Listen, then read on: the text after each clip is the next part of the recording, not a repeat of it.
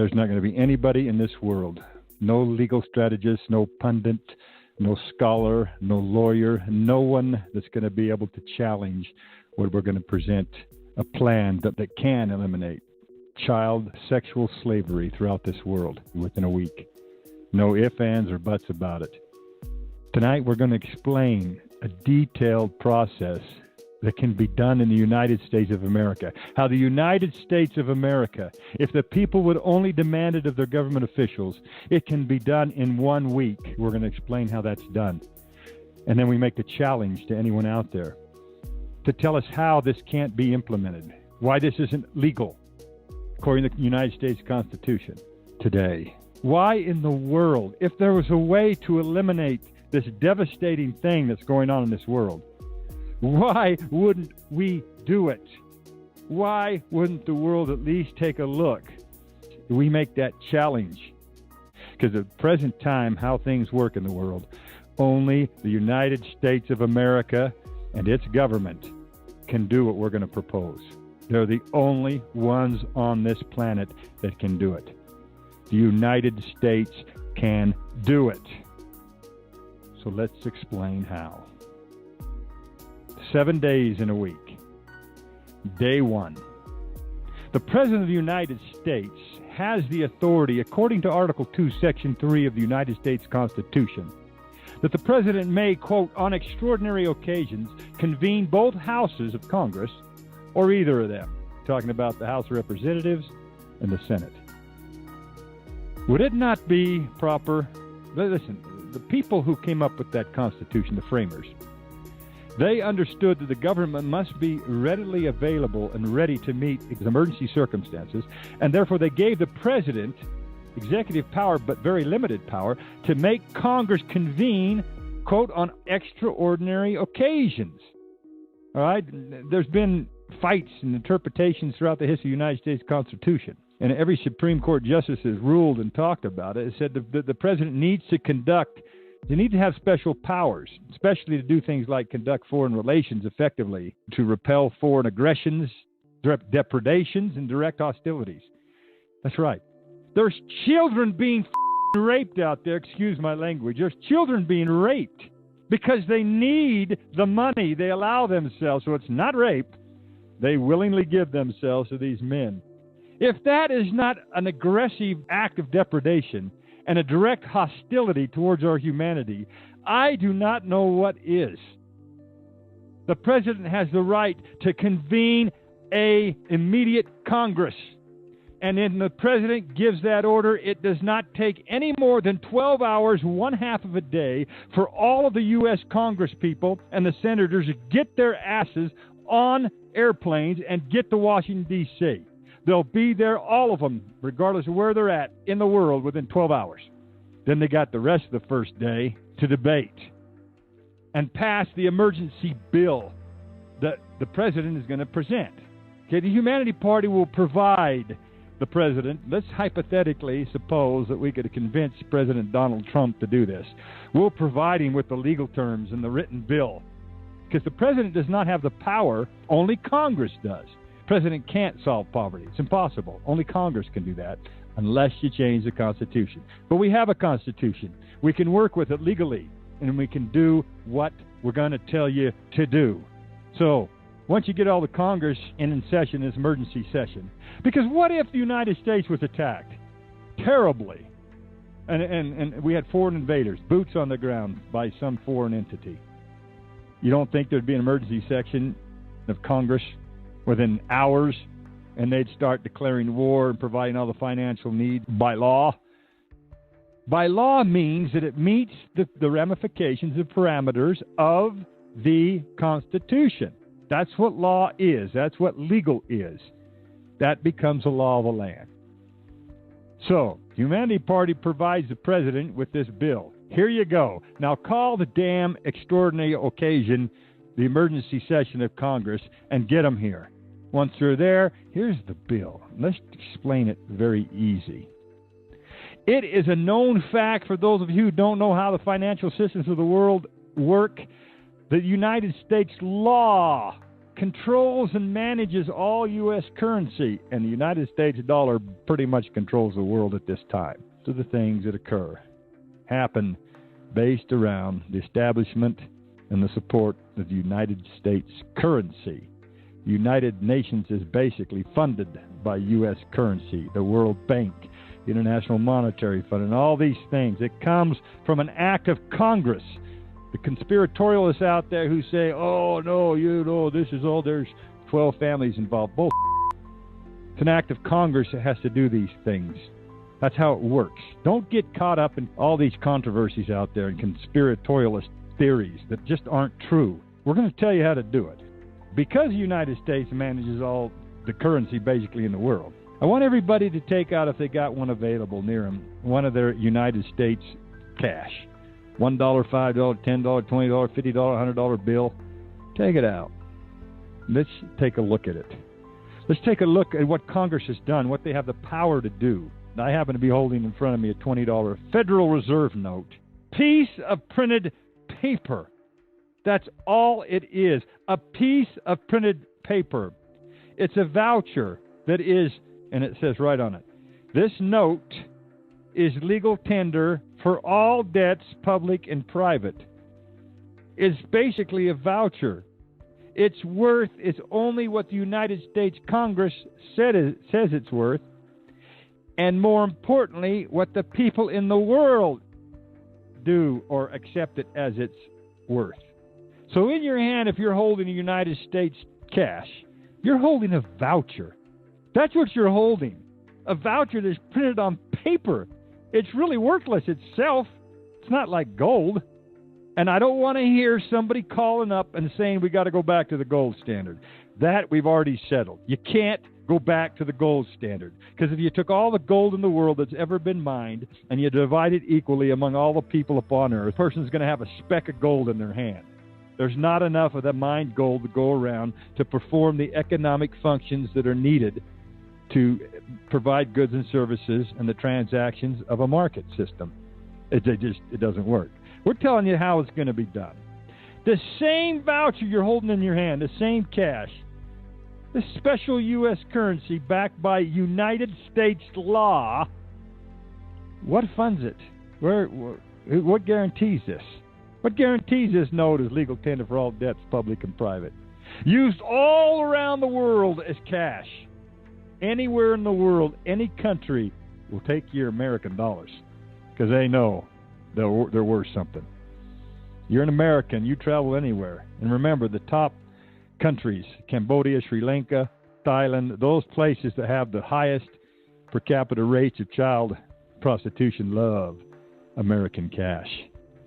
They love these vouchers that we have that's backed by the law and power of the United States Congress, which includes the House of Representatives and the Senate. We are mandating by law through this bill that the United States Congress authorize the immediate printing of, we'll start out with 10 million vouchers, 10 million pieces of paper. In the bill, we're going to tell them this is what we're going to do.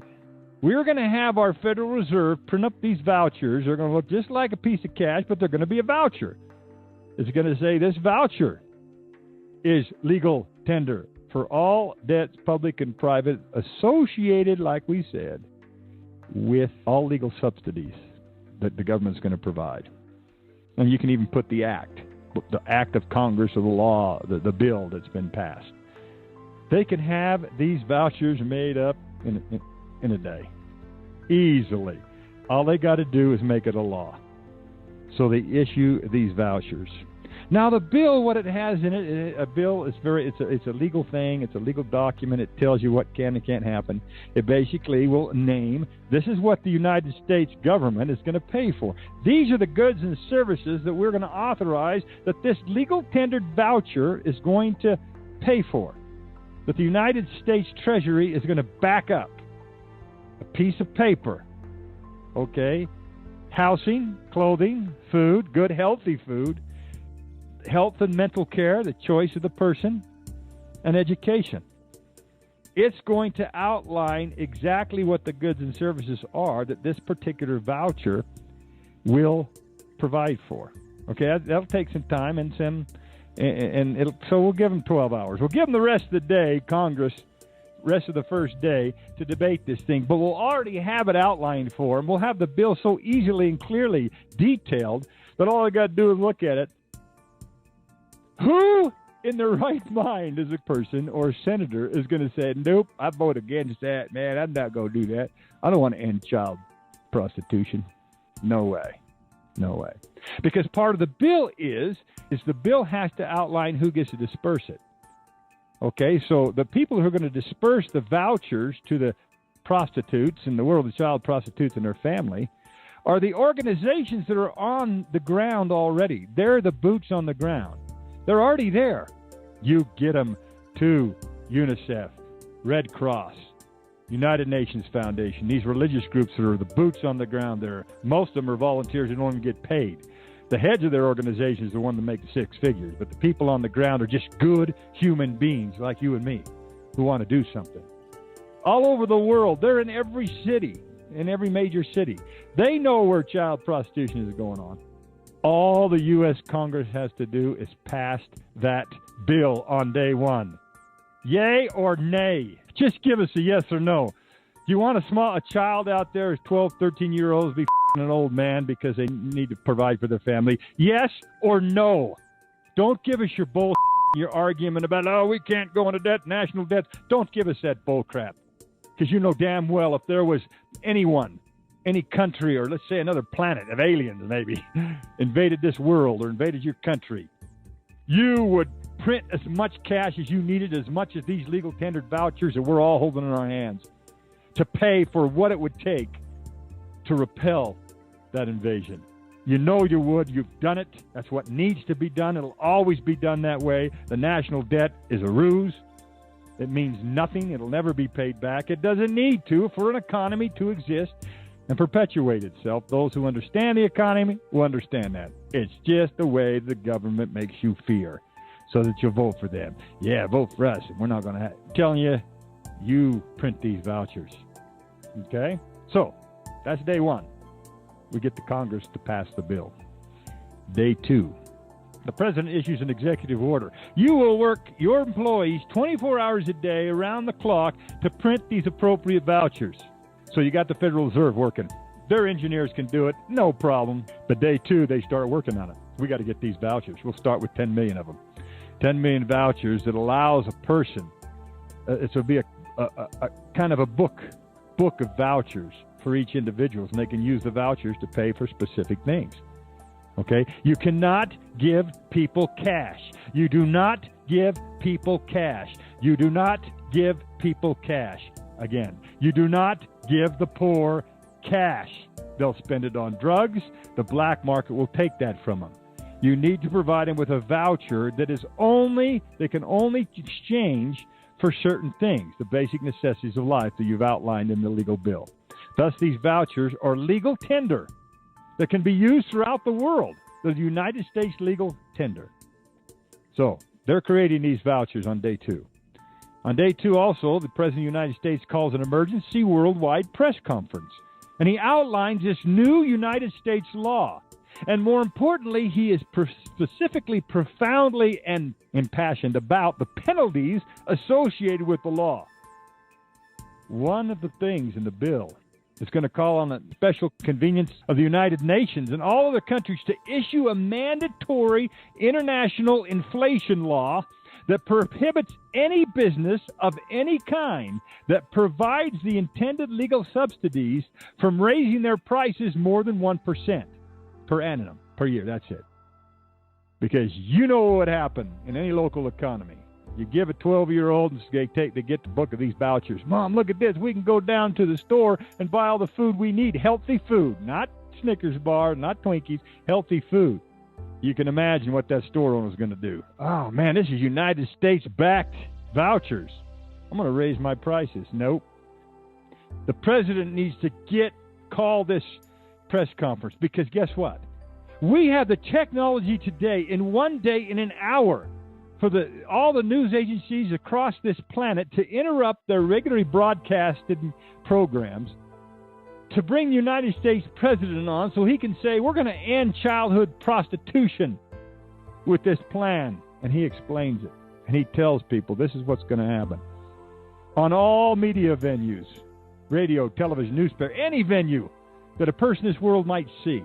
And the president's going to tell them point blank, because we don't have a president with the balls enough to say this, that there's no violation. If there's any violation or abuse of the emergency program, the law that we're incorporating in the United States, it will be punishable as a crime against humanity.